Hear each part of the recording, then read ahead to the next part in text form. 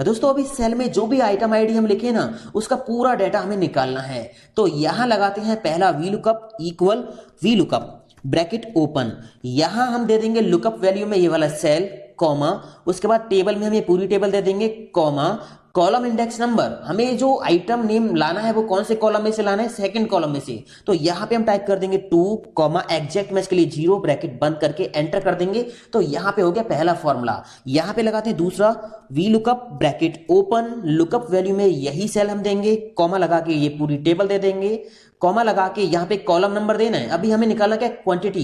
Quantity कौन से column में, तीसरे कॉलम में। तो यहां पे लिखेंगे 3 कॉमा 0 ब्रैकेट बंद करके एंटर कर देंगे। इसी तरह से यहां पे अगले फॉर्मूलेज भी हम लगा देंगे वी लुकअप। अब यहां पे अगर मैं आईडी चेंज करूंगा तो ये अपने आप अपडेट होता रहेगा और उसी आईडी का रिकॉर्ड आपको दिखाएगा। आप देख सकते हो 104 का रिकॉर्ड क्या है, ये इस तरह से। तो आगे आने वाले वीडियोस वी लुकअप के दोस्तों आप देखते रहिए, बिल्कुल